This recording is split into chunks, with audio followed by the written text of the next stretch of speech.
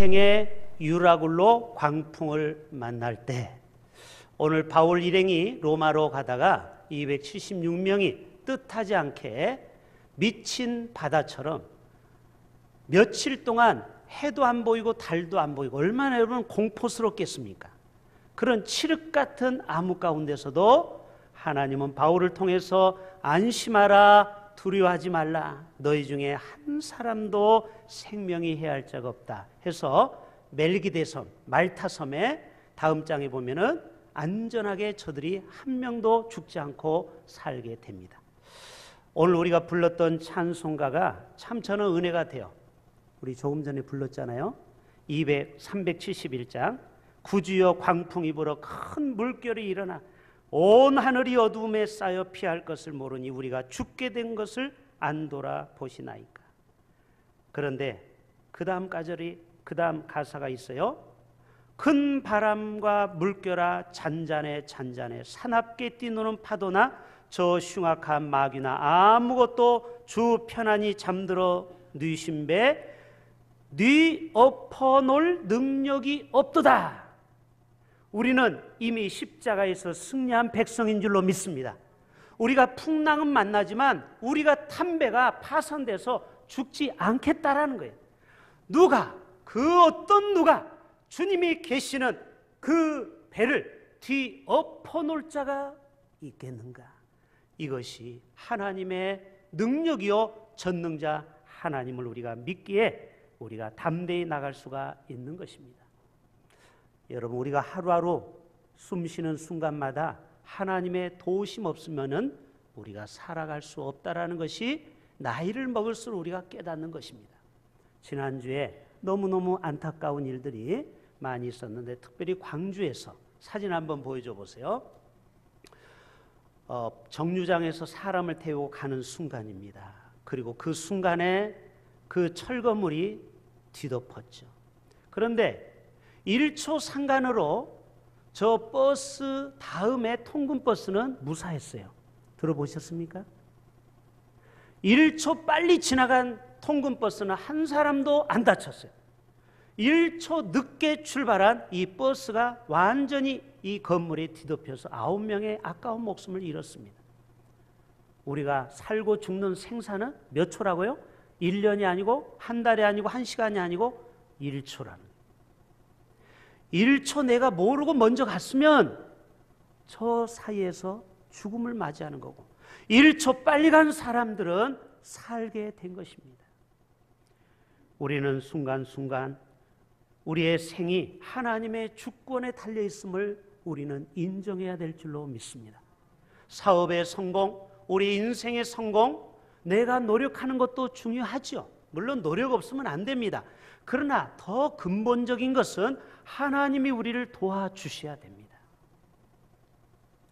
그래서 우리는 늘 종말론적인 태도를 갖춰야 될 것 같아요. 왜? 언제 하나님이 나를 갑자기 데려갈 수도 있거든요. 그러니까 우리는 항상 천국에 대한 확신을 갖고 삽시다. 할렐루야. 오늘 내가 혹시 갈 수도 있잖아요. 아니, 예를 들자면 뜻하지 않는 풍랑은 올 수 있다니까요. 갑자기 나에게 어떤 재앙이 올 수 있다니까요. 그때 내가 바로 천국 가도 여러분 아무 거리낌이 없어야 됩니다. 그래서 여러분 이 땅에 사는 동안 서로 용서하고 사랑할 수 있기를 바랍니다. 찜찜해가지고 바로 갑자기 내가 주님 앞에 가면 얼마나 하나님 앞에 민망스럽겠어요. 그래서 우리는 매일매일 하루하루를 정산을 해야 돼요. 정산. 용서할 건 용서하고 회개할 거 회개하고 사랑할 거 사랑하고. 할렐루야. 하루하루를 딱 말끔하게 정산하면요, 하나님이 저녁에 나를 데려가도 아무 노 프로블렘, 문제될 게 없어요. 여러분 가슴 속에 분노를 쌓고 살면 안 돼요. 매일매일 다 털어버릴 수 있기를 바랍니다. 하루하루 우리 삶이 내가 원한다고 이어지는 게 아니라니까요. 때때로 우리의 삶에 막힘이 있습니다. 풍랑이 옵니다. 질병이 옵니다. 재정의 어려움이 옵니다. 인간관계가 막 뒤틀릴 수가 있어요. 또 어떤 사람은 학벌이 안 따라줍니다. 또 어떤 사람은 신체적인 조건이 자기 앞길을 막을 때가 있어요. 여러분 서울 영락교회는 담임 목사를 청빙할 때 외모를 보는 거 아십니까? 큰 교회는 다 외모를 봅니다. 제가 왜 영락교회를 못 갔겠어요? 제가 키가 180이 안 됐기 때문에 그런 거 여러분 좀 아셔야 됩니다. 영락교회 목사들 보세요. 다 키가 180 기준이에요. 특별히 김응선 목사님만 그게 안 되는 거지. 전에 있는 목사님 보세요. 다 키가 알죠? 일단 얼굴을 봅니다. 큰 교회는 담임 목사. 물론 실력은 기본이고. 이게 뭐냐? 외모 때문에 회사에서 억울하게 들어가지 못하는 사람도 있어요. 그러니까 요즘 젊은이들도 얼굴을 고치잖아요. 남자까지도. 이게 세상입니다.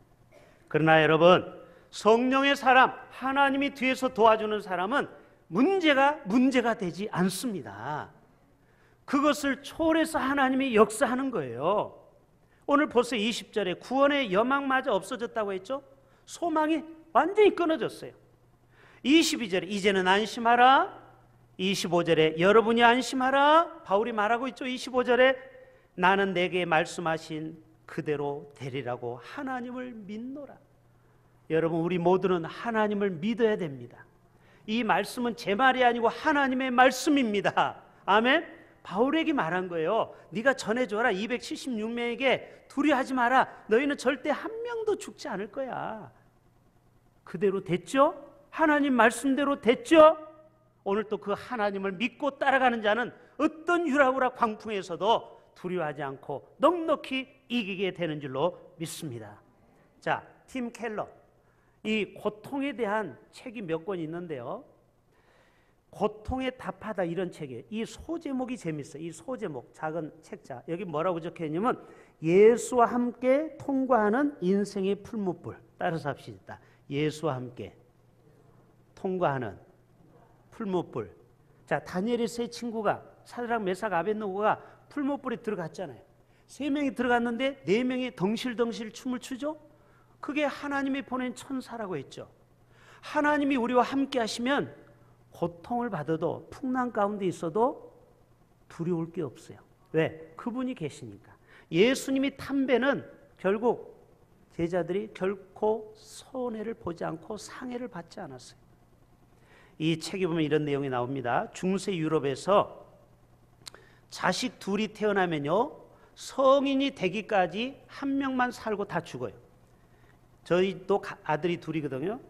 지금은 의학이 발달돼서 얘네들이 지금 27, 29살을 살았지만 중세 시대 얘네들이 태어났으면 이 2명 중에 1명은 20살을 못 살고 죽었다니까요. 여러 가지 천연두라든지 여러 가지 병이 있잖아요. 말라리아. 그런 병을 고칠 수 있는 그런 의학이 없었어요. 지금보다, 현대인보다 중세가 훨씬 고통을 더 받았다라는 거예요. 고통을. 우리만 받고 있는 게 아닙니다. 이 고통은. 리처드 도킨스가 에덴의 강이라는 책에서, 이분의 책이에요. 매년 발생하는 고난의 총량이 있죠. 인생이 당하는 고난의 총량을 전 세계로 모으면 상상할 수 없다라는 거예요. 지금도 수많은 사람.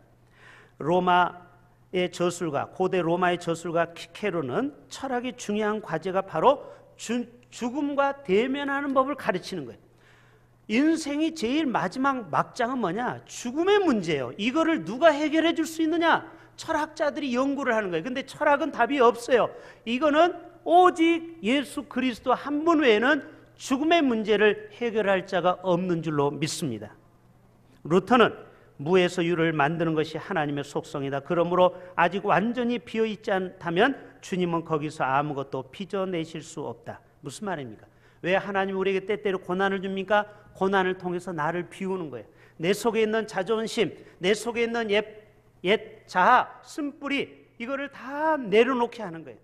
그래서 우리의 심령이 텅 비게, 그래서 그 안에 성령이 꽉 차게, 이게 고난을 주는 뜻이라는 거예요. 오늘 3가지 말씀드릴게요. 첫째, 하나님은 고통을 통해서 우리를 영적으로 흔들어 깨우는 거예요.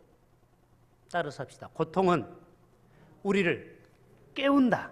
영적으로 잠을 잘 때 하나님은 우리에게 병을 주고 또 물질의 어려움을 통해서 또 환난을 통해서 또 여러 가지 바이러스를 통해서 정신 바짝 나게 한다라는 거예요. 여러분, 이 바울이 탐배가 왜 유라굴로 광풍을 만났습니까? 원래 미항이라는 동네, 아름다울 미자에 아름다운 항구였나 봐요. 거기에서 바울이 성령께서 떠나지 말라고 그랬어요. 그런데 이 백부장이 이 포로들을 지금 잡아가서 로마로 데려가는 거 아니에요? 이 백부장이 선주와 선장의 말을 더 믿었더라, 성경이 말하고 있어요. 왜 그러냐면 이 배에 대해서는 누가 전문가예요? 뱃사공, 선주. 그러니까 바울은 복음의 전문가지. 그러니까 누구 말을 들었다고 해요? 백부장이? 선주와 선장의 말을 들었다는 거예요. 선주와 선장은 이성적인 합리주의를 얘기하는 거예요. 여러분, 세상은 합리주의, 그 다음에 세상의 지식을 따라가요. 그러나 때때로 성령께서 너 이렇게 하면 안 되라고 말할 때는 세상의 합리주의와 세상의 지식을 따라가면 안 되고 성령의 음성을 따라 움직여야 될 줄로 믿습니다. 오늘 왜 이들이 풍랑을 만났다고요? 바울의 말을 안 들은 거예요. 유라굴로 광풍 한번 보여줘 보세요. 네, 상상도죠. 여러분, 이게 앞으로도 못 가고 뒤로도 못 가고 무거운 거는 다 버렸다고 했죠. 성경에 오면은. 왜? 최대한 가볍게 해야 되니까. 여러분, 이 인생의 유라굴로 광풍에 저들이 다 나중에는 배가 깨어져 가지고 이 돛담배, 이 나무 조각을 붙들고 버틴 겁니다. 그러나 하나님이 한 명도 목숨을 잃지 않게 했어요. 영국의 옥스퍼드 대학과 캠브리지 대학 교수로 전 세계에 영향을 끼친 사람이 바로 C.S. 루이스예요. 자, 그의 책 한번 보여주세요. 고통의 문제. 고통의 문제. 여러분이 고통에 관한 책이 많습니다. 왜? 인생은 원래 고통으로 시작해서 고통으로 끝나기 때문에. 고통은 귀먹은 세상을 불러 깨우는 하나님의 메가폰이다. 이런 얘기를 했어요. 자, 고통이 뭐라고요? 사람들이 자꾸 이렇게 깊은 영적인 잠을 자니까 하나님의 메가폰으로 야, 깨어나라, 일어나라. 이것이 바로 고통이라는 거예요. 여러분, 고통당하면 정신이 번쩍 나잖아요. 이게 하나님이 우리를 사랑하는 증거입니다. 내버려 두면은 죽기 때문에 우리를 향한 하나님의 메가폰이라는 거예요. 메가폰이 뭐예요? 그 작은 소리에서 멀리 뒤까지 들리잖아요. 우리는 때때로 선하신 하나님이 어떻게 나에게 이 고통을 주는가, 이렇게 안타까움을 갖다. 이 루이스도 가족을 잃었어요. 여러분, 책을 쓴 사람은 다 아픔이 있기 때문에 이 책을 쓴 거예요. 자기도 고통을 겪어본 거예요. 그래서 자기도 처음에는 하나님을 원망했던 겁니다. 그런데 이분의 결론은 이거예요. 만약에 인간에게 고통이 없다면 한없이 교만해져서 자신의 한계를 깨닫지 못할 것이다. 여러분, 사람이 약해야 하나님을 높게 봅니다. 그렇죠? 내가 약한 모습이 드러나야 하나님의 위대함이 보인다니까요. 내가 완벽한 사람은 하나님이 작게 보이는 거예요. 그러나 내가 초라해 보이는 사람은 하나님이 커 보이는 거거든요. 나는 죄인 중에 괴수예요. 그거를 깨달으면 하나님이 얼마나 의롭고 위대한 분인지를 알게 되는 것이죠. 하나님은 때때로 나에게 고통을 허락하신다. 우리는 아침에 눈을 뜨면서 오늘 하루도 온전히 성령님과 동행해야지 해놓고 면도를 딱 하고 아침을 밥 먹고 출근하고 학교에 가는 순간 이제 시간은 다 내 것이라고 생각하는 거예요. 그래서 잠깐 예물 하고 기도하는 시간, 이렇게 예배 1시간 드리는 것도 마치 내 지갑에서 꺼내 드리는 세금처럼 아까워한다라는 거예요. 여러분, 종교인도 세금을 내기 시작합니다. 지난해는 제가 30몇만 원 했는데 올해는 85만 원을 세금을 내야 돼요. 제가 지난 5월 달에 냈어요. 저도 처음 세금 내는데 왜 이렇게 아깝죠? 제가 우리 성도님들 이해하겠더라니까. 야, 세금이 이렇게 아까운 거구나. 에? 생돈이 나가는 거예요. 85만 원이. 저도 소득이 있다 이거죠. 저는 감사해요. 왜? 목사도 종교 의무를 다 해야죠. 저는 아주 잘했다고 생각해요. 당연히 종교인도 세금을 내야죠. 여러분, 종교인이 이제 세금 내니까 저를 공짜라고 생각 안 됩니다. 저도 다 사대보험, 의료보험 이제 떳떳하게 국민연금 받을 자격이 있어요. 아, 세금 내니까 왜 이렇게 자신감이 생기는지 모르겠어요. 아무튼 여러분, 우리가 아침에 일어나서 24시간을 자기 멋대로 살면서 내가 1시간 주일 예배 드리는 걸 가지고 자기가 마치 큰 선심 쓰는 것처럼 이렇게 우리는 살아간다라는 거예요. 마치 세금 내는 것처럼 아까워한다라는 거예요. 이게 도대체 어떻게 된 거냐 이 말이에요. 여러분, 우리 24시간은 하나님이 우리에게 주신 시간입니다. 아멘. 당연히 우리가 예배 드리는 거예요. 이거는 당연히. 요나 보세요. 니느웨로 가서 회개를 선포하라는 하나님의 명령을 거역하고 다시스로 가는 배를 타고 도망가다가 큰 풍랑을 만납니다. 선택은 자기가 하는 거예요. 니느웨로 가지 말라고 했죠. 가라고 했는데 다시스로 갔다가 결국 그렇게 된 겁니다. 니느웨로 가서. 여러분, 고린도전서 1장 25절에 이렇게 말하고 있습니다. 하나님의 어리석음이 사람보다 지혜롭고 하나님의 약하심이 사람보다 강하니라. 여러분, 우리가 아무리 지혜가 있고 합리적으로 생각해도 하나님의 그 높은 생각을 우리가 어찌다 헤아릴 수 있겠습니까? 하나님이 약하심이 사람보다 강하다라는 거예요. 여러분, 인간은 끊임없이 바벨탑을 쌓으며 살고 있어요. 신의 영역에 도전해 보세요. 과학지상주의, 과학만능주의가 왔죠. 그래서 인공심장을 지금 만들어서 부착을 하면 20년 씁니다. 알고 있죠? 이제는 심장이 고장나면 기계를 바꾸면 돼요. 요즘은 좋아져 가지고 20년, 30년까지 씁니다. 인공장기, 여러분이 장기가 고장나면 그 부분만 따로 떼서 인공장기를 넣으면 계속 사람이 오래 살 수 있어요. 또 인공강우, 옛날에는 하늘한테 천우제를 들여서 비를 달라고 했지만 지금은 하늘에 비행기를 띄워가지고 연기를 뿌리면 비가 와요. 중국이 지금 그렇게 하고 있어요. 신의 영역에 도전합니다. 유전자를 변이해서 옥수수, 수퍼콩을 만듭니다. 면화를 만듭니다. 토마토도 자꾸 접종을 하죠. 유전변이, 복제인간. 사실 복제인간을 만들 수 있다 없다? 있다. 근데 도덕적으로 문제가 돼서 지금 그 연구를 못하게 했을 뿐입니다. 지금 한국, 이 세계 과학은 이미 똑같은 인간을, DNA를 가지고 똑같은 인간을 만들 수가 있어요. 이게 뭡니까? 인간은 끊임없이 과학을 통해서 하나님에게 도전하고 있다는 것입니다. 그러니까 하나님을 의지할 필요가 없는 거예요. 하나님, 당신은 빠지라는 거죠. 왜? 우리가 다 할 수 있다는 거예요. 여러분, 시편 9편 10절 볼까요? 야훼여, 여호와여, 주의 이름을 아는 자는 주를 의지하오리니 이는 주를 찾는 자들을 버리지 아니하심이로다. 여러분, 우리가 주님의 이름을 알고 예수 그리스도의 이름으로 기도할 때 주님을 의지하면 하나님께서 그를 찾는 자들을 결코 버리지 아니한다라는 사실입니다. 두 번째, 왜 하나님 우리에게 고통을 주고 유라굴로 광풍을 허락한 줄 아세요? 우리를 성장하고 성숙시키기 위해서 때때로 고통을 주는 것입니다. 여러분, 석탄과 다이아몬드의 차이점 아십니까?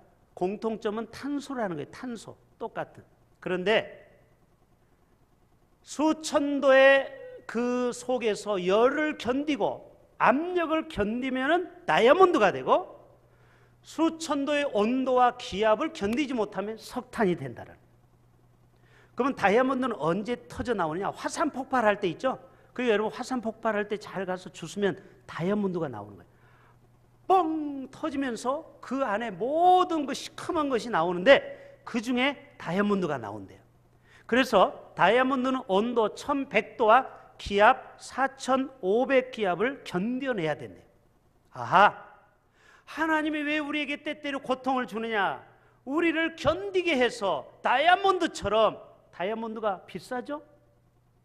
여러분들은 다이아몬드를 안 차고 다녀봐서 모르나 봐요. 저도 없지만 비싼 건 알죠. 또 빛이 얼마나 영롱합니까? 그리고 얼마나 단단합니까? 여러분, 유리를 자르는 게 뭐예요? 다이아몬드 그 유리칼의 끝에도 다이아몬드를 조그마한 거 붙이잖아요. 그거 갖다 대면 웬만한 건 다 쪼개집니다. 왜 단단할까요? 왜 비쌀까요? 수천도의 온도에 견뎠기 때문에. 그리고 4500기압, 저 에베레스트 산에 가도 2000기압밖에 안 됩니다. 예? 그 누르는 압력. 근데 그거보다 몇 배가 높은 그 기압을 견뎌내는 거예요. 지금 대통령이 어디 갔어요? 지금 G7 정상회담에 갔죠. 원래 우리나라가 코로나 터지기 전에는 G9이었습니다. 9번째 정도 됐는 나라가 갑자기 7번째로 껑충 뛰었어요. 왜 그래요? 우리가 잘해서가 아니고 두 나라가 코로나 때문에 바닥을 친 거예요. 그러니까 우리는 저절로 2단계가 올라가서 G7에 들어갔어요. 여러분, 고통은 꼭, 고난은, 유라굴로 광풍은 꼭 나쁜 게 아니라는 거예요. 우리를 성장시키고 성숙시킨다라는 거예요. 할렐루야. 그래서 여러분, 고난이 오면 기뻐하라는 거예요. 고난아, 와봐, 내가 너 한번 싸워줄게. 그러면 맷집이 생기는 거예요. 스파르타 알죠? 강대한 군사가 되는 거예요. 여러분, 고난을 안 겪어본 사람은요, 성공할 때 조심해야 돼요. 하루아침에 무너지지만 고난을 잘 차근차근 딛고 올라간 사람은요, 성공해도 결코 교만하지 않더라고요. 동의하십니까? 졸부가 교만합니다. 우리 주위에도 100억대 재산 있는 사람들 저도 보지만 얼마나 검소하고 겸손한지 몰라요. 왜? 차근차근 올라왔기 때문에 그래요. 돈을 허투게 안 써요. 돈 쓰는 게 얼마나 알뜰하게 쓰는지. 여러분, 그러니까 거기까지 오른 겁니다. 여러분, 우리의 인생의 고난과 역경은 우리를 도리어 성장하고 성숙시킨다니까요. 자, 욥기 23장. 그런데 이 욥의 고백이에요. 하나님이 우리 눈에 앞에도 안 보이는 것 같아요. 뒤로 가도 하나님이 안 보이는, 그 다음 옆으로 갔어도 하나님이 내 눈에 안 보여요. 지금도 여러분 옆에 하나님이 계십니다. 성령님이 우리와 함께 하십니다. 이 자리에 임재하십니다. 그러나 내가 가는 길을 하나님은 아셔요. 여러분이 지금 어떤 마음의 고생, 힘든 인생 사는지 목사는 다 알아요. 여러분 속사정 대충 알아요. 저 가정에는 뭐가 지금 어려움이 있구나. 여러분이 이 고난의 때를 잘 견디십시오. 그가 나를 단련하신 후에는 내가 정금과 같이 다이아몬드 같이 되어 나오리라. 시편 119편 71절에 고난당하는 것이 내게 유익이라. 이로 말미암아 내가 주의 율례들을 배우게 되었나이다. 주의 입의 법이 내게는 천천 근음보다 좋으니이다. 영국 청교도 운동의 지도자였던 토마스 왓슨이 그의 책 하나님을 경외하는 사람에서 이런 얘기를 했어요. 잘 들어보세요. 환자는 의사가 아프다고 한다고 불만을 품지 않는데. 자, 가끔 우리 어르신들이 검버섯을 제거하러 가요. 저승사자라고 하죠. 검버섯. 자, 피부과 가서 빼요. 근데 피부과에서 레이저로 쏠 때 조금 따끔따끔해요. 그렇다고 여러분 의사를 주먹으로 때리는 사람 봤어요? 또 팔이 부러졌어요. 정형외과 의사가 뿌드득 맞춰요. 그렇다고 멱살 잡고 왜 내 팔을 아프게 하냐고 합니까? 아니, 그래요, 안 그래요? 안 그러잖아요. 하나님도 왜 우리를 고통 속에 몰아넣는지 아세요? 우리를 건강하게 만들기 위해서. 할렐루야. 나를 인간답게 만들기 위해서, 신의 성품에 참여하기 위해서 때때로 우리에게 고통을 주는 겁니다. 그거를 아프다고 원망하면 안 돼요. 나를 더 건강한 삶을 살기 위해서 하나님이 나를 때때로 고통 가운데 몰아넣는 겁니다. 마지막 세 번째, 하나님은 고통을 통해서, 유라굴로 광풍을 통해서 절대 절망에서 희망으로 바꾸신 하나님. 절대 절망에서 절대 희망. 요셉 보세요. 17세로 정말 이 부모의 사랑을 한참 받아야 될 아이가 노예로 끌려갔다가 또 주인 그 사모님이 자꾸 눈을 찔끔찔끔 감고 또 커피를 먹자고 또 꼬시네요. 거기에서 오해받아서 또 옥에 갇히죠. 여러분, 이런 세월이 13년의 세월이 지났습니다. 이게 뭐예요? 다 자기를 절대 절망 가운데 있었던 거죠. 그러나 하나님은 그를 희망으로, 바로왕의 꿈에 희한한 꿈이 떠서 그것을 해석하다가 결국 바로왕의 국무총리가 되지 않았습니까? 로마서 5장 말씀 볼까요? 마무리합니다. 다만 이뿐 아니라 우리가 환난 중에도 즐거워. 따라서 합시다. 환난 중에도. 여러분 즐거워하십니까? 괜히 원망하고 불평하고 짜증 부립니까? 여러분 환난 중에도 즐거워하라 말씀하면 그냥 순종하시고 즐거워할 수 있기를 바랍니다. 여러분 바울과 실라가 빌립보 감옥에서 찬양하고 기도했죠. 여러분 옥고의 깊은 옥에 들어가 있지만 그래도 말씀대로 찬양하고 기도할 때 지진이 일어나가지고 옥문이 열리고 옥고의 차고가 다 풀렸다고 했어요. 할렐루야. 여러분 인생의 어떤 고난과 역경이 우리의 삶을 옥조일지라도 여러분 하나님 앞에 감사로 나가십시오. 찬양으로 나가십시오. 기도의 자리로 나아가십시오. 예배의 자리로 나아가십시오. 하나님께서 반드시 그 묶인 것이 풀려집니다. 이효진 자매, 마지막 얘기하고 마칠게요. 이 자매는 내 약함을 자랑하라. 3살 때 아궁이에서 엄마가 뜨거운 주전자에 물을 끓은 거를 모르고 만지다가 얼굴에 그 뜨거운 물이 덮여서 3도 화상. 여러분, 남자도 얼굴이 3도 화상이면요 사회생활 끝입니다. 그 얼굴 가지고 어디를 가서 일하겠습니까? 다 괴물이라고 놀렸죠. 이 자매도 3번이나 자살을 기도했습니다. 내가 살아서 뭐하나. 그러나 이 자매는 믿음의 어머니의 기도가 있었어요. 그러다가 어느 날 우연한 치유사역 집회에 가게 된 겁니다. 오늘처럼 이런 예배에 참석하다가 성령께서 예배 중에 성령의 음성을 들은 거예요. 효진아, 이효진이거든요. 효진아, 내가 너를 사랑한다. 지금까지 괴물처럼 자기를 여겼는데 아무도 세상 사람을 자기를 사랑한다라고 말하지 않았는데 한 번도 본 적이 없는 하나님께서 자기를 사랑한다고 얘기하는 거예요. 예수님이 사랑한다고 얘기하는 거예요. 내가 너를 함께 하리라. 네가 어디로 가든지 내가 세상 끝날까지 너와 함께 하리라. 그러면서 뭐라고 했냐 아십니까? 효진아, 너는 이 세상에 미스 코리아는 못 돼도 미스 헤븐, 하늘에서 천국에서 너는 제일 이쁘다. 네가 예배드리고 기도하는 너의 모습이 내가 볼 때는 최고로 네가 미스 코리아 갑니다. 그래서 이분이 미스 헤븐이라는 별명을 갖고 살아갑니다. 그리고 신학생을 만나 결혼도 하고 2 자녀를 낳고 얼마나 행복하게 살고, 이분이 원래 숭실대 건축학과를 나왔거든요. 그래서 예인 건축연구소를 만들어서 많은 대기업에서 아파트를 지으면은 이 디자인 하잖아요. 이 뭐 방이라든지 아니면은 치킨 쪽, 그 부엌 쪽에 이런 거를 배치하는 그런 것을 설계하는 쪽으로, 그래서 아주 줄을 서서 이분의 설계도를 받아갈 정도로 인기 절정의 하나님의 딸이 되었어요. 여러분, 이 여자가 만약에 고통 가운데 죽어버렸다고 해봅시다. 여러분, 얼마나 이 인생이 불쌍합니까?